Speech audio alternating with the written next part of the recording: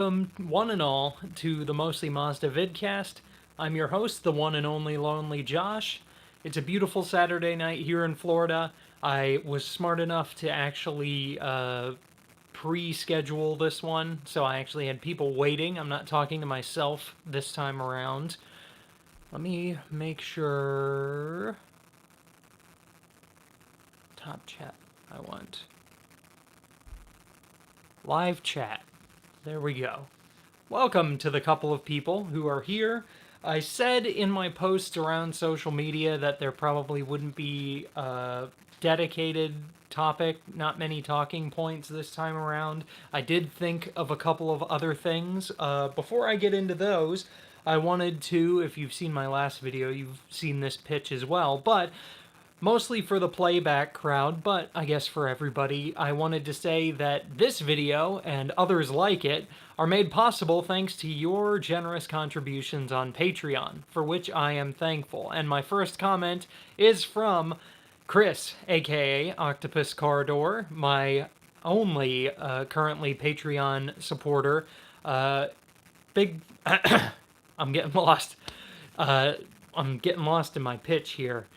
I'm just gonna say thank you, Chris. You're a friend of the channel. You believe in what I'm doing, and I really appreciate it. It really helps make other videos, not so much the live ones. The live ones really benefit from super chats and things like that, and then ad revenue on the playback.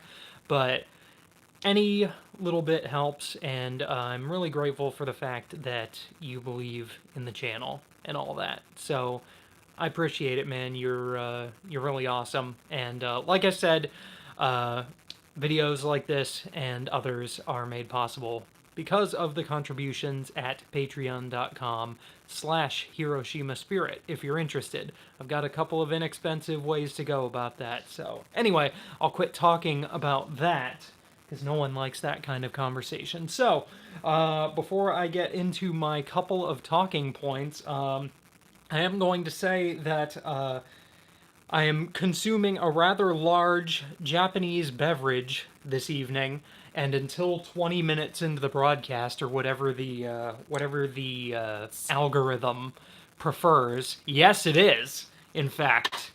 And I whipped out my fancy Mazda Speed pint glass for it. Hey, Marlon, what's up, man? So I've got my rather large yellow beverage that will remain not alcoholic for at least the next 15 minutes. It's really good, and bad pour, but here we go. Ah, that's good. Okay, so I said I wouldn't have a lot of talking points, but here are a couple things that I wanted to bring up, because they're actually new developments. Everybody knows, you saw my post, you might have seen my post about AWR and the full set of engine mounts.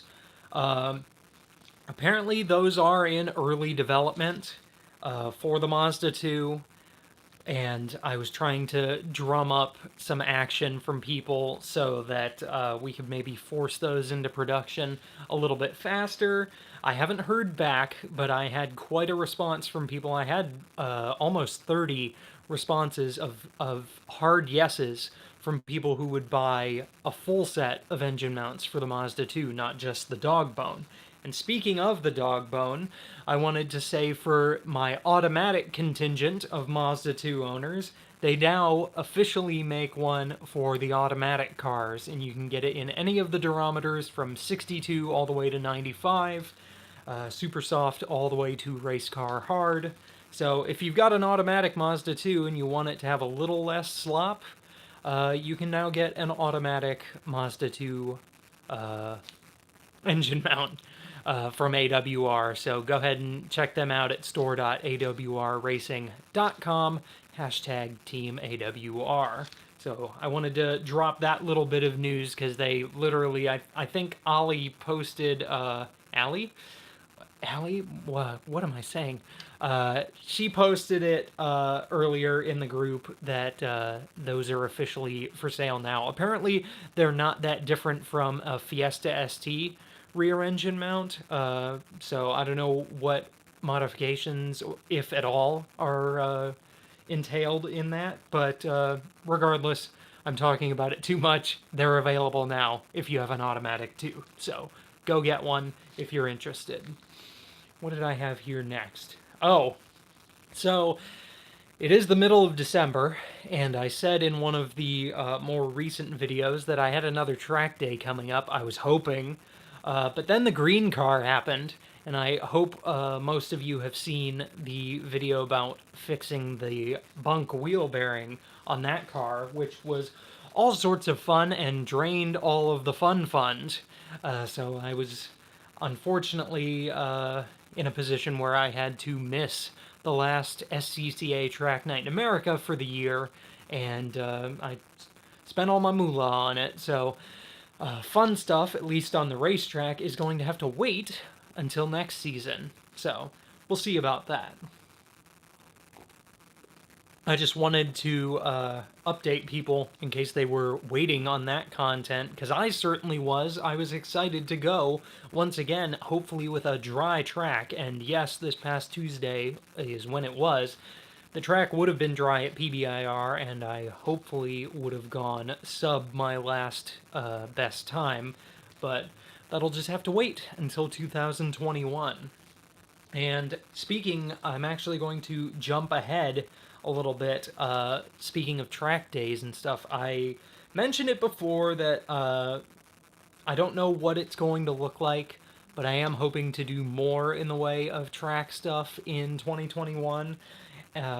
Possibly even participating in something along the lines of SCCA time trials, something like that. A little bit of competition. I want to get a few more track days under my belt so I don't go into something like that rusty. And I've got to look into the prerequisites for something like that. I think the entry ceiling is pretty low for SCCA time trials because it's just turning laps against the clock. So we'll see that, but definitely some more track days coming. The car is pretty sorted as it is, so at this point it's kind of focusing on seat time and consumables, although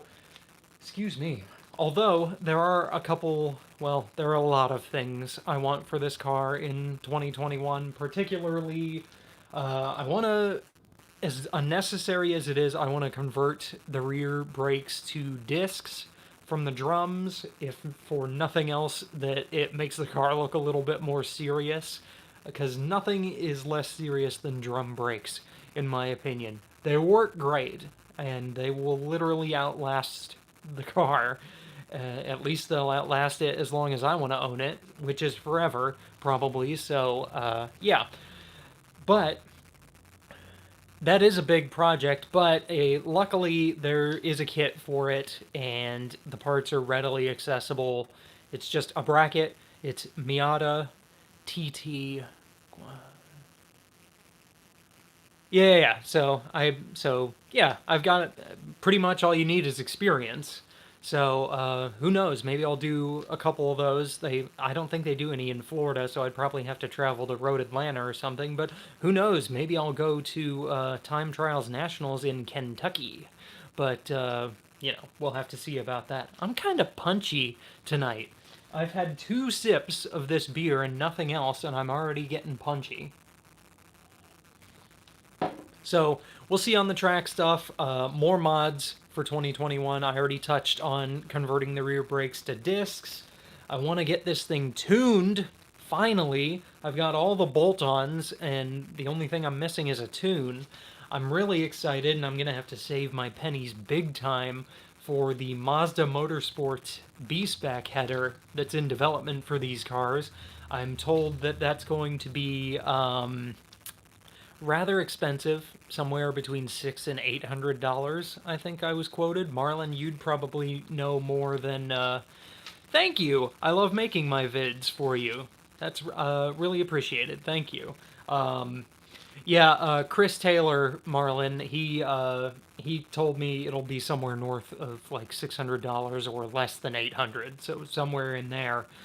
So I'm going to be saving my pennies for an optimized header for this car. So tune, header, brakes, Couple things. What I really want to do is get extended wheel studs for the car and some open-ended lug nuts and things like that. It's a ton of little things. 600, but less than 800. Yes, 650 to 750. So yeah, that's going to be a big one whenever those come. But hopefully, I'll be in a position to buy one as soon as they're available. We'll have to see. And then I'll be able to make a video about hating the installation because you've got to drop the subframe on this thing to in order to install a header.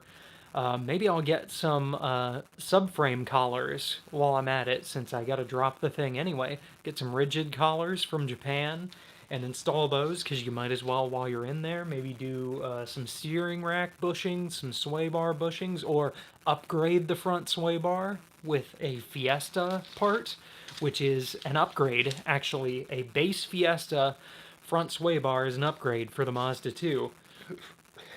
In certain situations, of course, you've got to have associating mods, of course, but find someone with a lift and make friends great. Yeah, I know. I've got a. That's gonna be a job. That might be calling in.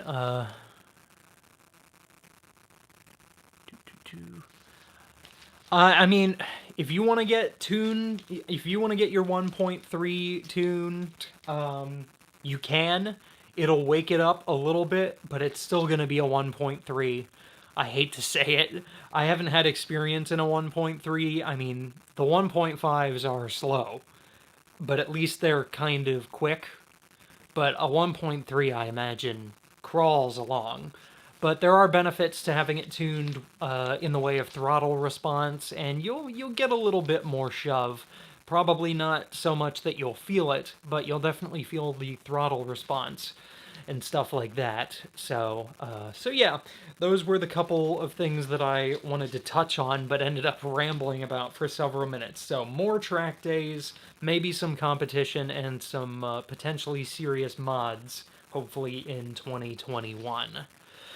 So, next thing I have written down, and this is the last point I had ready before I wanted to open it to discussion. I told everyone, bring some topics and we can talk about it, but last thing I'm going to talk about on my dime tonight is the Rolex 24. I'm super excited for it. It's coming up here. We're less than 60 days away. I think we're almost within 50 days away. I'm really excited. I'm hoping that, and it's responsible to go because of the whole COVID thing, and it's on the rise and stuff, but I need Daytona. I really do. And I'm hoping that something good can happen in this world, that it doesn't get canceled or rescheduled, or they don't restrict fans or anything like that. I just paid off my ticket.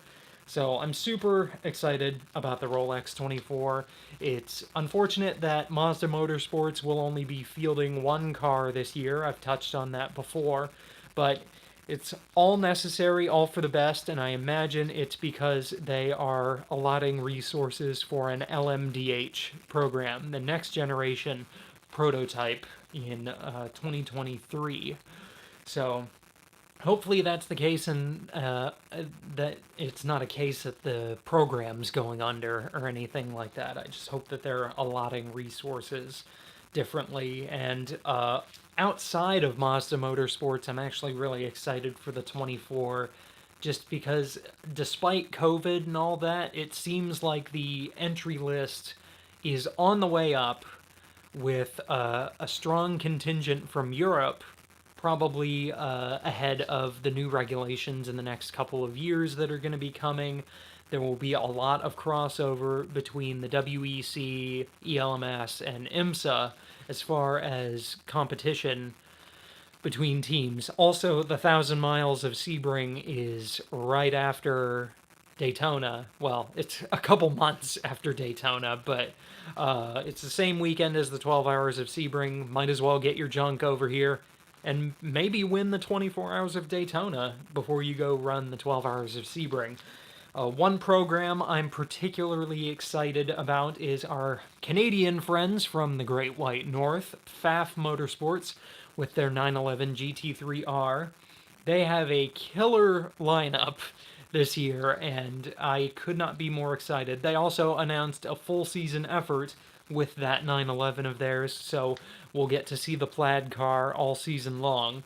Super excited. Faf Motorsports, they are a fan favorite, and as far as their lineup, they've of course got their stalwart driver, Zach Robichon, which is really cool. They've got Lawrence Vanthor, Porsche factory driver, and they've also got Lars Kern and, God, who was the fourth? I can't remember the fourth right now, but he's another hot shoe. And look for, if you're an IMSA fan, look for Faf Motorsports to put up a good effort in the 24 Hours of Daytona, because they have a stacked lineup of drivers. And there's also all kinds of other programs coming over. There's an Aston team coming over from Europe. Inter-Europol, I think, are coming. So if you're an IMSA fan, you know what I'm talking about. There's just a lot to be excited about for the Rolex 24. The grid's filling out. They, of course, have added LMP3 cars for this year as a fifth class, which should add some excitement with all the gentleman talent in that category. We'll probably have some safety cars to look forward to, but hey, I can't talk smack about them. They're out there living it, and I'm here in my garage. So, if you miss your two, you should buy another one. They're cheap enough. I'm just kidding. Everybody comes back to these cars eventually. I really believe that. I've seen a couple of people sell their twos and come crawling back with another one within a year or two. And they're infectious. They're good little cars. How could you not want one and miss one if you don't have it? If I got rid of this car, I would absolutely miss it. Although, for the right money, and if I was in a position to buy a Porsche 911 immediately after, I might be willing to let go of this car. Might. But that's a strong might. Or, well, that's a weak might, I guess I should say. Yeah, but the automatic and the, you've got a CX-3, haven't you? Those aren't bad. I might be thinking of someone else. But, yeah, I mean, there's a lot to miss with the two if you've had one and gotten rid of it. But we'll welcome you back with loving arms to the two community. Ooh, yeah. Salt is no bueno on any car, and it's extra unfortunate. Yeah, you do have a CX-3 now, that was right. Well, they're good cars. I really enjoyed the one that I reviewed. If you guys haven't seen my Idiot Reviews a Mazda CX-3 video, go check that out after this one and enjoy that one, because I kind of wax poetic as much as an idiot can in reviewing that car. Plus, I do a pretty good Irish accent for about half a second. So go check that one out after this one. Give myself a top off here. And now that I've rambled on about the 24 Hours of Daytona being a sports car nerd, I'll go ahead 11 days before the new year. I know, I didn't think we'd get here. The last couple of months have just gone right by, and up until about October, I didn't think we would get here. I thought 2020 was gonna last forever. Ooh, excuse me. And I'm glad it's finally coming to an end. Hopefully it doesn't have some vengeful final throes of life here in the next few days. So I'm gonna go ahead. We are now 20 minutes in. Well, we're almost 20 minutes in. I just want to defeat the algorithm and show the beverage I'm drinking so that everyone else can see. But I'm going to go ahead and open it up to discussion. If anyone has any kind of questions for me, I'm just going to scroll back see if I've missed anything, and if you had a question or anything, post it again or something. If I didn't say hi to you or anything like that, hello. And I'm just opening it up for questions. Whatever you guys want to talk about, any kind of discussions. I had my points pretty quick. I kept it to a tight 20. I'm going to try and keep this broadcast to a tight hour. I said when I started these things I would keep them as an hour, or I would keep them at an hour, and they usually end up running to an hour and a half, which I think is a little too long for a vidcast podcast kind of thing. So let's open it for discussion for the next 40 minutes, and we'll see where we go. Just going back. Okay. I'm assuming that's Jed, G-E-D. I would consider lowering it just a little bit, but my soul is already being shaken from my body on our roads. Also, you have to...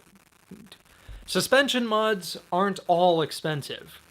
Believe it or not, the $60, depending on where you are, if you're in North America, the $60 Manzo springs from eBay are surprisingly good. They're like 60, 70 bucks. They are perfectly fine on stock dampers. If your stock dampers are in decent shape, they're not going to destroy them because the spring rates aren't that strong. They're actually nearly the same rates as stock, but they lower it a little bit. It's a cheap budget way to lower your Mazda 2.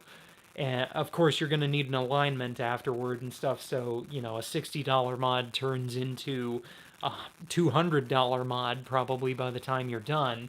But that's something to consider, although if your roads are crappy, maybe don't lower it, maybe lift it. Put some Fiesta suspension on it and lift it a little bit, put some mud flaps and stuff.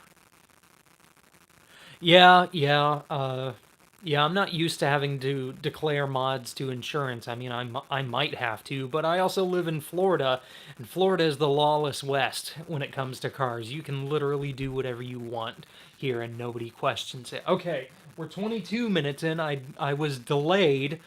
Hey, Lewis, what's up, buddy? I'm consuming an Orion, fresh from, well, not fresh, but imported from Japan. Delicious. There's about 3 pints in this giant bottle. And I am currently on my second one. So I just wanted to get that in and defeat the YouTube algorithm.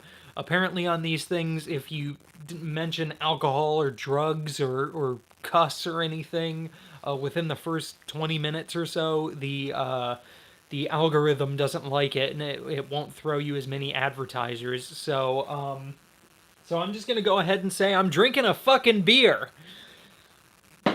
So, yeah, I had to get that out of the way. Yes, I swear on this channel from time to time. I try to keep it family-friendly, but all my videos are marked not made for children, although they're not age-restricted, so got that one out of the way. Let's go back. My dentist called me to come in for a cleaning. Every 6 months. Yeah, it's been 8. Yeah. That's regarding the COVID conversation about how 2020 was never going to end.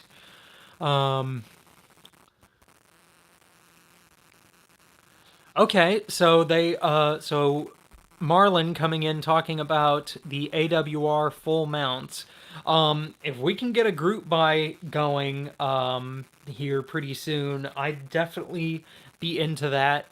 Probably post the holidays, I would think. I'll probably come into some money and I'll get a bonus from work and all that after the holidays. I gotta get my car savings back up a little bit after having to spend it all on fixing the green car. But whenever a group buy comes around, I will definitely be interested, even if I gotta throw it on a credit card, even though I don't want to do that. Okay. NA Miata or a 2 for a project car? Well, I had a Miata for a while and it didn't excite me, and I kept modding the 2. Honestly, in my opinion, having owned 2 Miatas, Oh my god, dude, $10 more? You already commit so much in Patreon. You didn't need to send me more money, but I appreciate it. Everyone go follow Octopus Cardor here on YouTube. He does gaming streams and stuff. He's a fellow Mazda 2 owner, fan of the channel. Yes, I do have a Patreon, patreon.com/HiroshimaSpirit. I made a video about it and no one watched it. It's got less than 300 views. I also, in that video, was talking about my super rare Mazda 2 shirt that I bought. I found it on eBay, and like, this is like OG from 2011. This was like a launch item with the Mazda 2. Zoom Zoom concentrated, incredibly rare t-shirt. I'm so glad I was able to find it. But yes, I do have a Patreon if you're interested in contributing to making content happen faster. I won't tell you to, but I will definitely be grateful if you want to do that sort of thing. Patreon.com/HiroshimaSpirit. I got sidetracked there.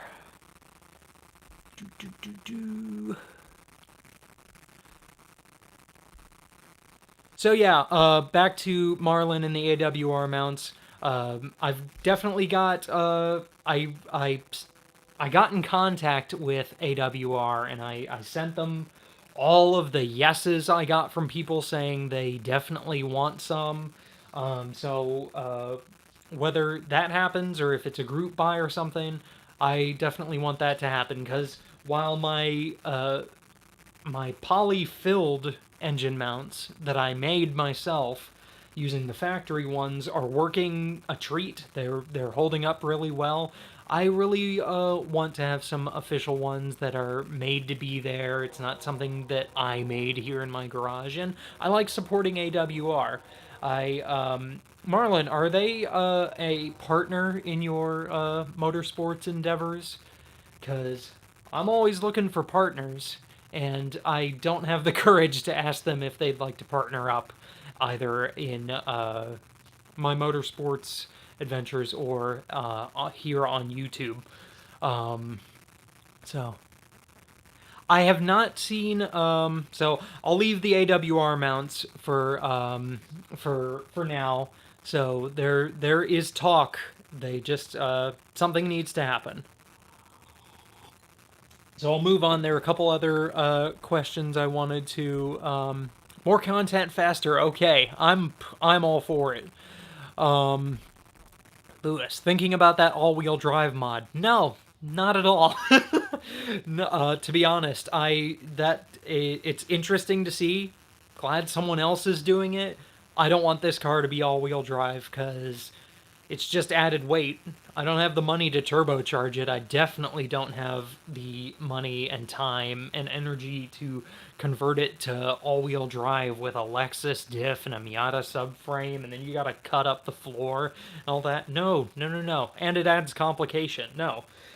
I'm keeping this thing simple. Yes, the short shifter is absolutely worth it, and I'm pretty sure, I don't know if that was one day only, but go check out DDM Works. They have their short shifter for the Mazda 2 and the shifter mount bushings. They were on sale for a pretty good price the other day, and yes, the DDM Works short shifter for the Mazda 2 is absolutely worth the money. It's probably one of the 5 must-have mods on this car that you absolutely should have. And if they're on sale, which you should go check right after this video, or if you've got your phone or your laptop or your computer, whatever, close, go check it right now and see if those parts are still on sale. And if they are, buy them, because they are absolutely worth the money. Speaking of mods you must have, I think that's going to be a video I'm going to make pretty soon. Mods that you must have for the Mazda 2 at any price, because there are quite a few. So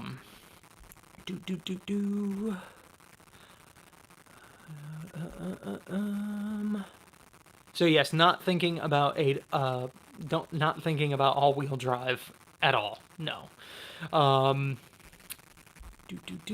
My opinion on roof racks. For something like my car, absolutely not. For For maybe the green car, if I wanted to, maybe the green car if I got like a kayak or something and like needed it. But for most people's purposes, you don't really need a roof rack on this car. It can hold a lot of stuff on the inside. Surprisingly, I talk about it all the time. This is my truck. I use this for everything. This and the green car. I use a Mazda 2 for literally everything. I moved house with this car. There's a picture on my Instagram way back of this thing floor to ceiling in the back with boxes and carpet and all kinds of stuff. Really good car. Okay, Marlon, let's talk about exhaust. What do you wanna talk about? Um, um, don't spend $300 on something just for looks. Even though I just said I want to spend well over $400 on a rear disc conversion, if for nothing else, looks.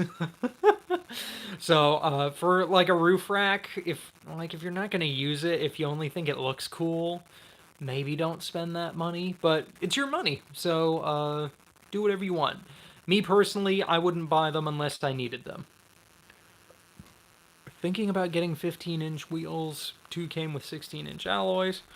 Might help the ride quality. No, it absolutely will help the ride quality. When you go to a smaller wheel and a thicker sidewall, it's absolutely going to help your ride comfort. I've got a little bit thicker tires than stock on the green car. They came with 185 55s, and I've got 195 50s, which actually work out to be a little bit fatter on the stock wheels, and they are primo comfy. And that's just on stock wheels alone. Thank you for your donation on Patreon just now, CY. I got the notification, it popped down. Scroll back. So thank you for committing to a little bit more in the Patreon. I really appreciate it.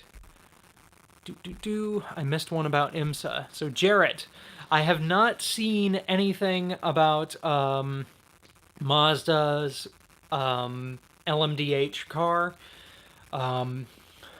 It's safe to assume that they will commit to an LMDH car in IMSA.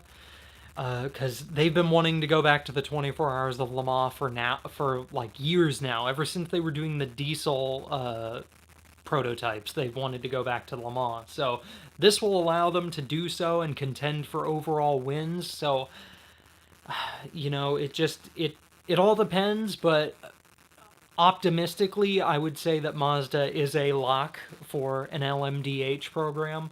We've already got Porsche and Audi. I imagine Cadillac will commit to that as well. So time will tell, but I'm optimistic that Mazda is allotting their resources and will soon announce, possibly somewhere in the next year, that they will have an LMDH car coming. So we'll just have to see on that, because I really want to be able to cheer for them for overall wins. Because I mean, they had to cancel the TCR car, which is a shame. Because of COVID, the COVID economy canceled the Mazda 3 TCR, which is unfortunate. So if they don't have the prototype program, they're pretty much not in IMSA other than the MX-5 Cup, which was just added to the IMSA sanctioning umbrella this year. So we'll see when it comes to Mazda in IMSA, but I remain optimistic at this point.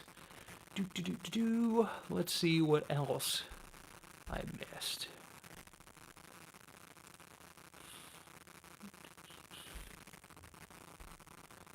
Oh, I see Marlon responded to the question about the LMDH car. You've got more connections than I do, man. I sit out here and posture and pretend like I've got all the connections. John Doonan knows my name, but other than that, I don't know anybody, and he's not even the director of Mazda Motorsports anymore. But it's nice knowing the president of IMSA. That's pretty cool. What else did I miss?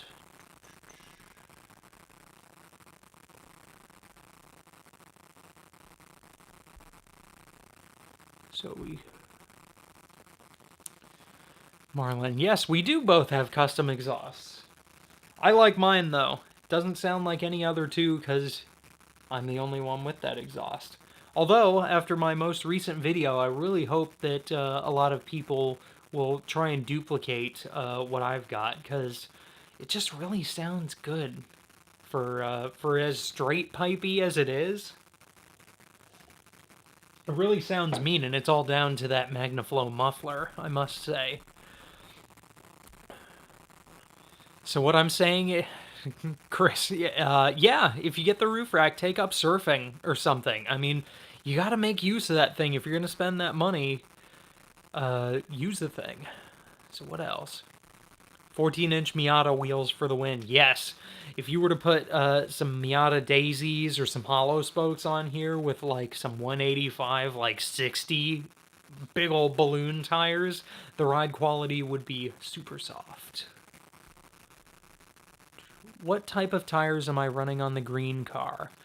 I have Toyo. Are they Toyos? Hang on, there's one right over here.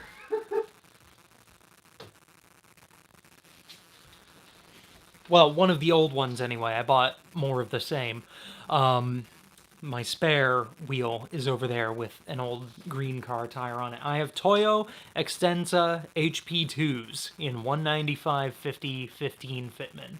And they're really good tires. They're probably actually overkill for the automatic daily driver too.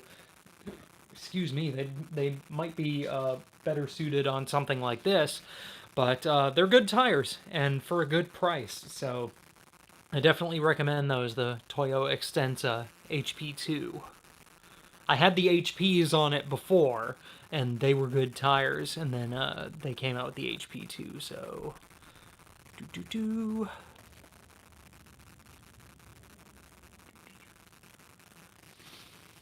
Marlon, what was I on point about? Because I was rambling about a lot of things. Was it the IMSA stuff? Or something else? I think... Alright. The last of this beer, anyway, is in the pint. And the big boy's done. Such a weird size, I'm trying to figure out what to get. Yeah, when we were searching for tires, because I wasn't sure if I was going to get the same ones for the green car, and 180, the stock size 185 55 15 is such a weird size. You can't find it anywhere. Like, no one carries it. You've got to order them special, and like, not a lot of tire companies make that size. They all go for like the 185 60 or 195 50, things like that. So it is kind of a weird size in this context, but like, it's a 15 by 6 wheel, so any of those sizes will fit on it pretty fine. But yeah, I like the those Extensa HP2s, and they weren't too expensive, if I remember correctly. So, anybody else? We're about 40 minutes in here. Anybody else got any questions or discussion topics? Because I am I'm out of stuff to talk about, and I'm glad to continue riffing with everyone else in the comments, because I just react to what you guys have to say. Yours came with 195 45 16. Oh, yeah, I'm not familiar with the other markets that got the 16-inch wheels. All right, Chris, thanks for stopping by, and thank you for everything. Look for something coming from me in the mail pretty soon, as a thank you. So I gotta remember to get that sent out. But beer, what are you drinking, Lewis? I'm gonna have to polish this one off and get another one. Maybe this will get a little bit more entertaining. Oh, is right. Nothing serious, but just a little appreciation coming your way. Yes. All right, Marlon coming in with the price check on the DDM work stuff. So anyone who's a Mazda 2 owner in the chat right now, especially who was asking earlier about if it's worth it, the short shifter and the shifter mount bushings by Sierra Nevada. Good call. The short shifter and the shifter mount bushings are currently 25% off on DDM Works website right now. They're on sale. Go get them, because if you don't have them, they're absolutely worth it. And is there a front center jack point? If there is, I don't use it. I've always just used the pinch welds when I jack up a car. Kind of just aft of the rear view mirror on the Mazda, or the side view mirrors on the Mazda 2 on the pinch weld. Just jack it up, lifts the whole car up, both jack stands, both sides. I typically put the car all four up when I want to get under it. I'm like, using the subframes or like the torsion beam in the back to jack the car up kind of sketches me out, so I don't do it. I always jack a car up by the pinch welds. That's just me personally. I think the center of the front subframe and the center of the torsion beam are your jacking points that aren't there, but it's not for me, I must say.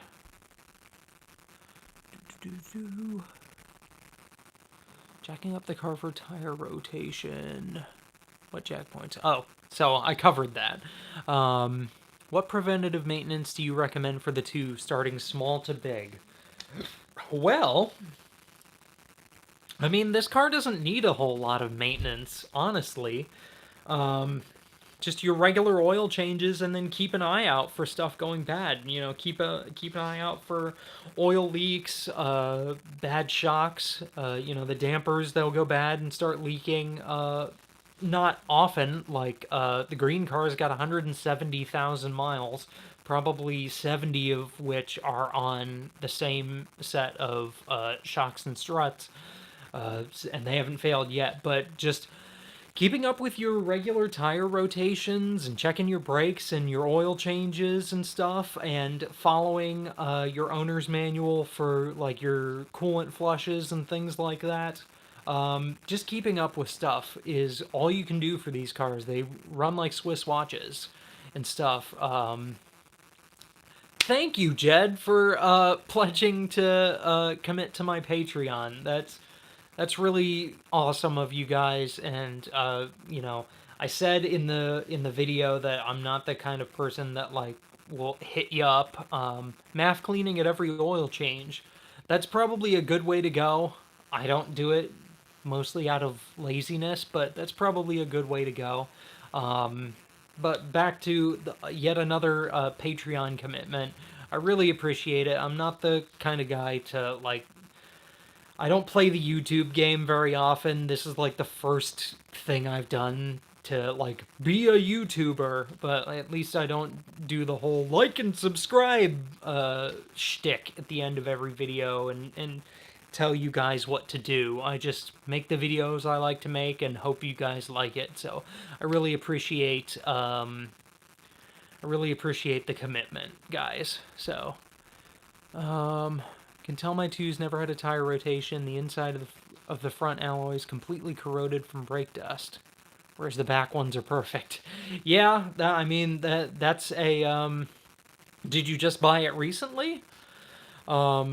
If you said that earlier, I'm sorry I missed it, but is it a recent purchase for it to be that succinct that that 2 wheels are dirty and 2 aren't? Do I recommend full synthetic like Mobil 1 or Castrol? Yes, 100%. This car was delivered from the factory with full synthetic OW20 in my case. Had it for a year, only done 6,000 miles in it. Okay, yeah, that explains it. It's never had a rotation. Or at least it hasn't been cleaned really well in a long time.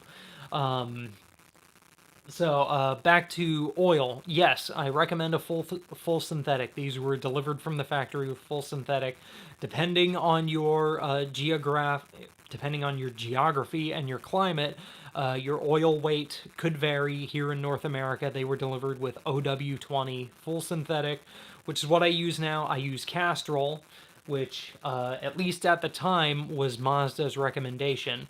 If you use OEM grade oil, Mazda uses Idemitsu synthetic oil straight from Japan. They're pretty much the OEM equivalent.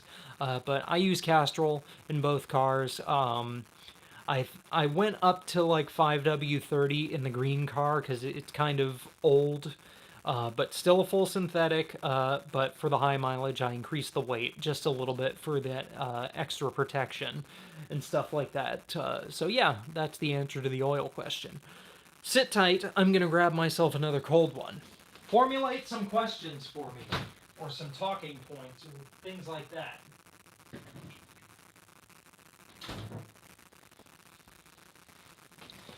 Alright, so this one, someone's probably going to judge me because it's not super fancy or imported or crafty.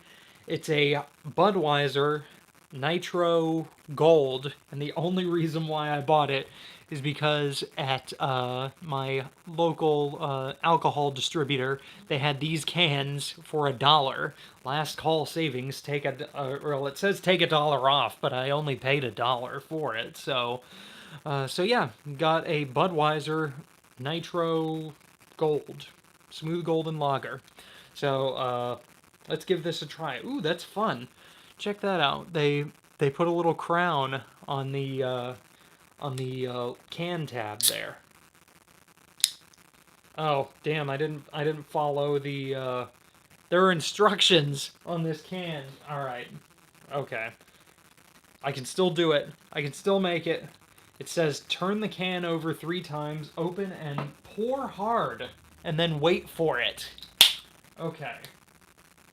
The can says to pour it hard, so here we go. Come on, nitrogen, do your work.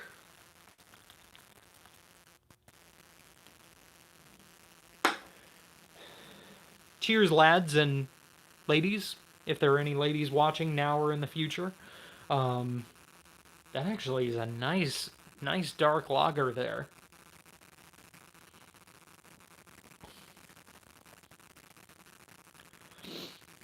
Not bad. It's definitely a Budweiser. So, did I miss anything while I was getting my cold one? What's my favorite place to eat out at? Okay. I don't know if you have them up by you, Lewis, but my favorite place to eat out is a place called J. Alexander's. It's kind of an upscale, it's not like suit and tie, but like it's kind of upscale, you know, wear a polo when you go there. American fare kind of stuff. They've got a club sandwich that I really like, and they do like the shoestring, not shoestring, they do the matchstick fries. They've got a really good like mustard-based dipping sauce and stuff. So, so I really enjoy eating at a place called J. Alexander's, and it's a chain. Like they've got them. Goodness gracious, the nitro's coming up. They've got a few places around the country. I think at least there are a few in Florida. I know that for sure. But yeah, that's my preferred. If I really want to be special, eat out spot. Typically, if I'm not trying to be special, I'll go to a Chili's or something, and I'm trying to include like sit down places. Like I eat McDonald's entirely too much, and it hindered my slimming down there for a while. Especially over the Thanksgiving break, just overeating in general. But I got into the habit of running through the drive-thru again, and that was not good. But yeah, sit-down places, Chili's if I'm wearing a t-shirt, and J. Alexander's if I'm wearing a polo. R2 is beginning to step a little sideways in the rear when it's bumpy. Shock absorbers? Yes. Absolutely. Get some new shocks for it, front and rear. You typically, if you're going over a bump in the road and the car kind of feels floaty like this, like what you imagine an old Cadillac feels like, definitely replace the struts and shocks.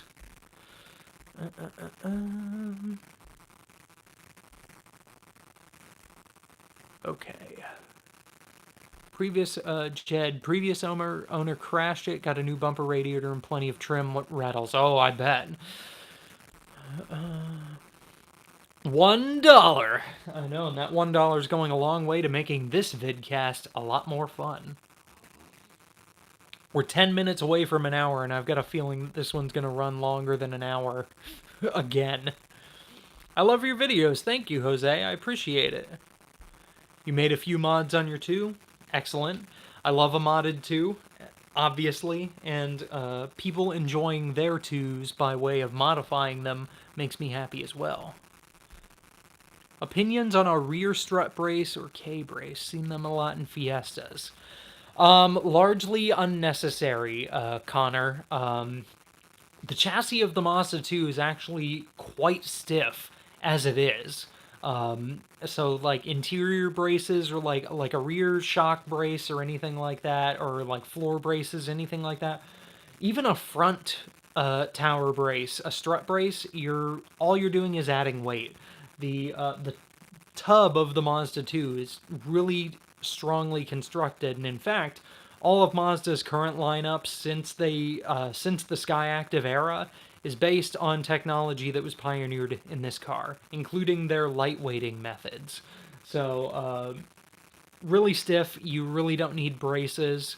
I will say though that when I installed my roll bar in this thing, it stiffened it up quite a bit. When I added that, but like bolt-on braces and stuff, all you're doing is adding weight and spending money. So no, I'm not on for tower braces and things like that. I have an automatic and my OEM shifter is coming loose. Any recommendations or replacement? Can't figure out how to tighten it. The shifter on my automatic one, on the green car, is also kind of loose and wiggly. It doesn't affect how it operates, so I kind of just ignore it. I couldn't tell you how to tighten it up or make it any better. If it doesn't affect the shifting action, pulling it back into drive or anything, I would leave it alone personally. I mean, I've had the green car since it had 60,000. I've had the green car for 110,000 miles, and it's never had a problem with the loosey-goosey shifter. So I would just leave it alone personally if it's not hurting anything. My center console lights have burnt out. What I've read says the bulbs are impossible to replace. Any advice to... Center console, like as in behind the radio buttons and all that?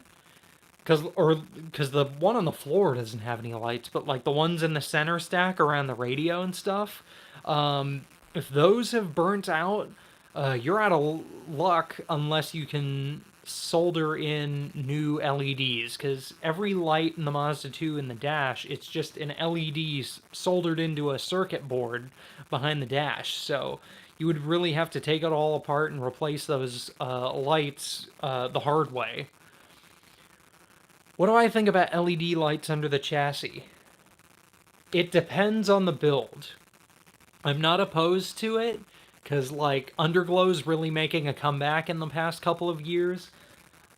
Me personally, like this car, it's got to be the right kind of situation. Like if you've got a rear-wheel drive car, you can kind of get away with underglow a little bit easier than someone in a front-wheel drive car. That's okay, Jose. I'm from Miami, so I've got a little bit of Spanish and stuff. Like don't worry about it. Your English is fine, buddy. But as far as underglow and stuff, I'm fine with it. It just depends on the build. It's personally not for me. But I'm not gonna hate on it. Like, I mean, earlier this year, NASCAR did underglow in their All-Star race, which I thought was amazing. I hope they do it in every night race for NASCAR and stuff. And like even some IMSA teams, there was an IMSA team with an Audi GTD car. They did underglow on their car, which I thought was super cool. It just all depends. It's personal taste. I'm not gonna hate on someone for having underglow. So HVAC control backlight. Okay, yeah. As far as I know, those are all like hard soldered LEDs. So you kind of got to pull the dash apart to replace those. If it's not affecting anything else, um, that would just be something I'd leave personally. But that's unfortunate that something like that happened. I've never heard of like just those burning out. That sucks.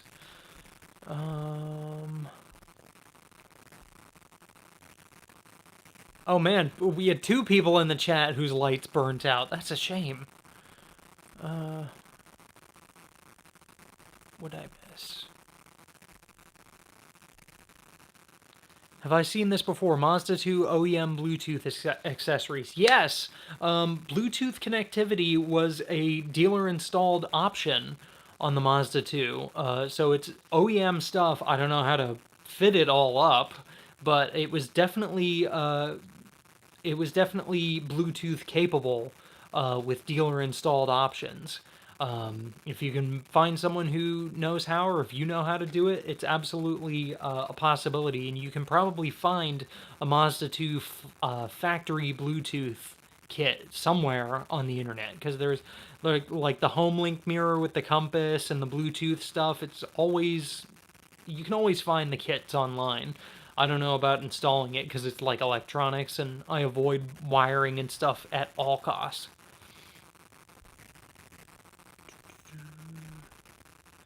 The gear light in the middle by the shifter. Yeah, actually, it's funny you mentioned that, JT. The gear indicator lights on the green car do come and go. I don't know if it's just weak soldering on the LEDs or what, but like every once in a while the gear selector lights, exactly, it's dark mode. Everyone else has a dark mode, why not the 2? Yeah, every once in a while on the green car I'll look down and the gear selector lights will be out, and if you hit the dash right next to the shifter, sometimes they'll come on, sometimes they don't. I tend to look into the cluster to see what gear I'm in, so I don't really pay attention. I also kind of go by feel. So there's that. All right, we're at 57 minutes and counting. I did say I wanted to try and keep this to a solid hour. If anyone has any other okay, regroup. If anyone has any pressing things they want to ask, or any topics they want to keep going, let's get them in real quick. I'm gonna finish this pint. A dragon meat. It's unfortunate that Mazda 2's on the Dragon 3 had to get canceled this year, and I willingly canceled it because I didn't want to be responsible for that sort of thing, what with COVID and everything going on. Hopefully in 2021 people can get their heads on straight and we can get this under control, because I'm tired of doing this stuff, and hopefully we can get another Mazda 2's on the Dragon meet organized for 21, which would be Mazda 2's on the Dragon 3, since it was indefinitely postponed. So hopefully that can happen. I definitely want it to happen, and I want to see all my pals, all my Mazda 2 pals. And I want to drive some great roads, because the roads in Florida suck. You gotta go to a racetrack to have fun. What was that last comment? My Mazda 2 is somewhat undeserved being one per...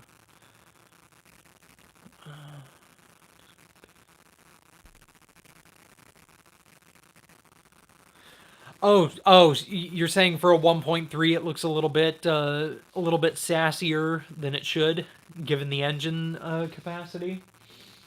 What year is Jed? What is your what year is your 1.3? Is it a post or pre facelift? I imagine if you're saying it's 2010. So does it have the face like mine? Different bumper, skirts, and spoiler. So it's got the pre-facelift front end on it, hasn't it? Because it changed to the one like mine in 2011.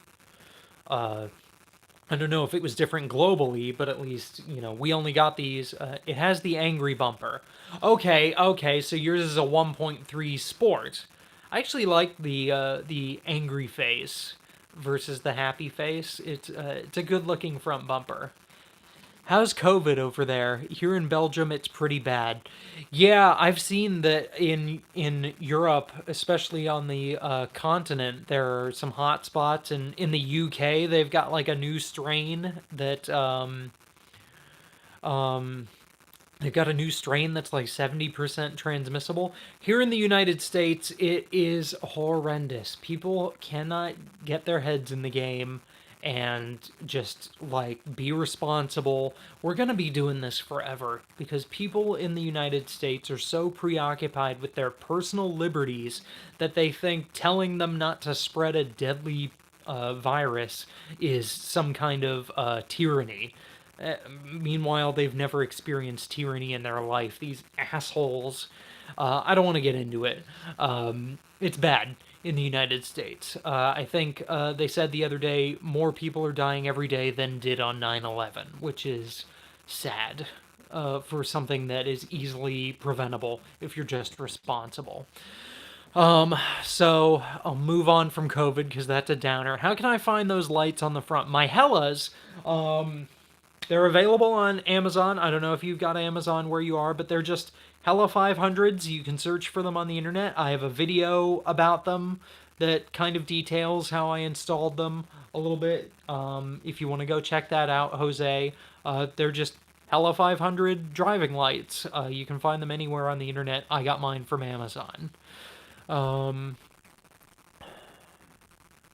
Do I recommend changing the OEM headlights for brighter ones and just JT, yes, I do recommend upgrading the headlight bulbs. In both of my cars, I have also Hella. I'm like simping for Hella over here. I have Hella H4P50 upgraded headlight bulbs, and there's actually a video about it in my archive if you want to go back and check that out. They're about 50% brighter than stock, and they're like a couple bucks for a pair. At least that's what I paid for them, and definitely you polish up your stock headlights and just get some upgraded bulbs, like Hella H4P50. Any idea if the NC Miata or RX-8 steering wheels fit the two? No, I'm pretty sure that the NC Miata is a spline steering wheel, or it's like a spline steering shaft, and the NC and the RX-8 share the same chassis platform, so I imagine that both of their steering wheels are splined, whereas the Mazda 2 is hex. So I don't think that there are any kind of OEM style steering wheels that you can just bolt on. Move to Canada. We like Mazdas up here and they're nice. Oh, absolutely. There are. The thing of it is, I enjoy the idea of Canada. I've never been. I want to visit one day, but I could never imagine myself living anywhere but Florida. I love living in Florida. It's crazy here. We've got crazy people, a lot of conservative asshole types, but like it's the lawless West here. I can do literally whatever I want. You can own whatever guns you want. You can drive whatever car you want. Your car can be a total piece of shit, and no one's gonna pull you over for it. It's just it's one of the freer states, and I'm not one of those people who's like my freedom, but like it's nice living in a place like Florida because you can literally do whatever you want. You can mind your own business and nobody bothers you. So I'll say that. But I do want to visit Canada one day. I just want to. Oh, hang on. William, I just want to say thank you for all your videos. Started racing at 2 a few years ago, and your videos helped me with my build. Much appreciated. You're welcome, William. I'm glad to have helped inspire and help you with your own build, and glad to see you out there using a Mazda 2 on a racetrack, because not not enough people do it, and I really hope more do going forward. Jose, what does Hiroshima Spirit mean? Well, Mazda is headquartered in Hiroshima. It was founded there, and basically, Hiroshima Spirit is my take on Mazda's never give up spirit. Mazda really saved the city of Hiroshima after the atomic bombing in World War II. They rebuilt that city, and a lot of people say it's morbid because when they hear spirit, they only think of like ghosts and death and stuff. But like to have Hiroshima Spirit means to never give up and to keep trying and to do your best. And Mazda really the way they build their cars and their brand ethos and the whole thing and just the energy around that city, which I hope to visit one day, just spoke to me in a certain way. So I came up with the name Hiroshima Spirit, which basically is my own way of saying never give up, keep trying, enjoy your car, and if you love Mazdas, you've got Hiroshima Spirit. So that's the idea behind it anyway. Ooh, Jarrett, I don't want snow. I'll miss me with the snow. I don't want to have to deal with that. Marlon, we need a Mazda 2 track day, maybe with Jay-Zilla at Road Atlanta sometime next year. That's definitely something we can look at. I don't know if you know Kevin Bandy. He's heavily involved with Jay-Zilla stuff and his BMW 128i. He's a good guy. I met him at Daytona this year. And I definitely want to try out a Jay-Zilla event. And I want to try out Road Atlanta for that matter. So maybe we can put that together for later next year. Definitely I'll be looking forward to something like that.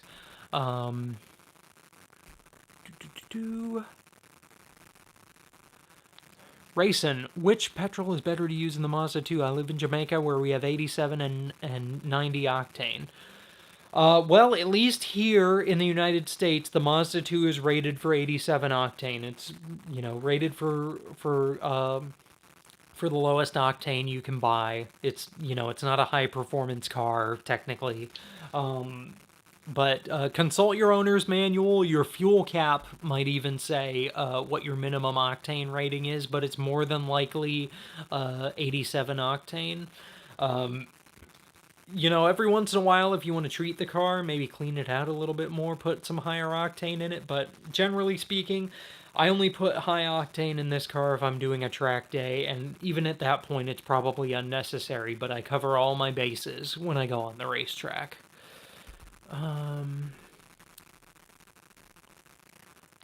have to go, but thanks for all. Thank you, Jose. Oh, Marlon, you do know Kevin. Yeah, he's a pretty good guy. He's really nice. We talk back and forth on Instagram sometimes. I'm really impressed what he's been able to do with that BMW of his. It's super exciting, and he seems like he's got a lot of connections. Connections that I need to make, because I don't know anybody. Yes, 93 octane for tuned cars, absolutely, but I'm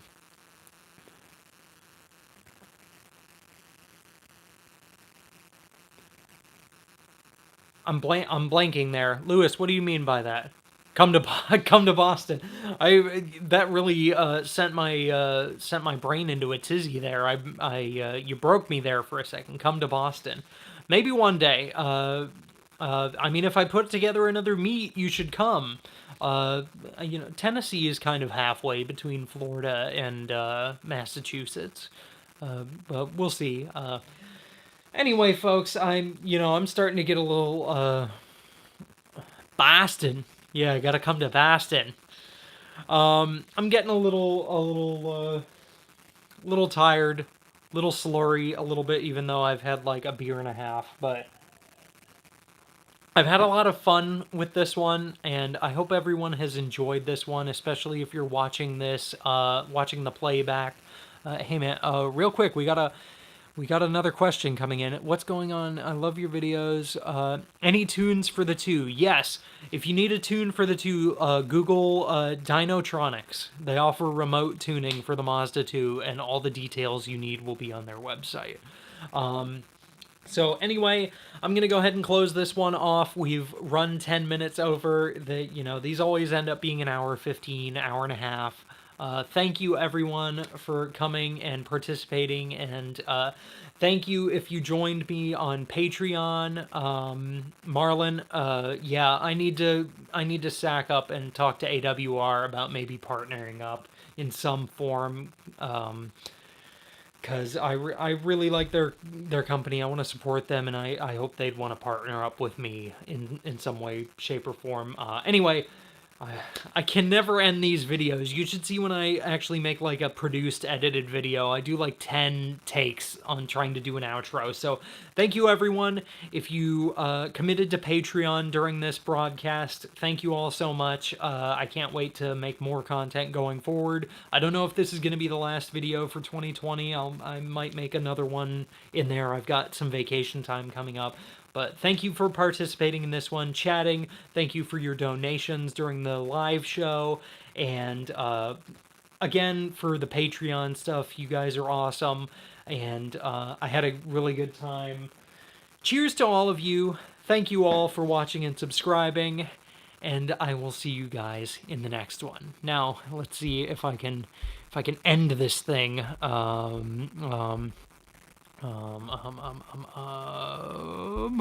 I can't end it. I can never end these broadcasts. There we go. I'm stopping streaming. Thank you all. Thank you, everybody. I'll see you in the next one.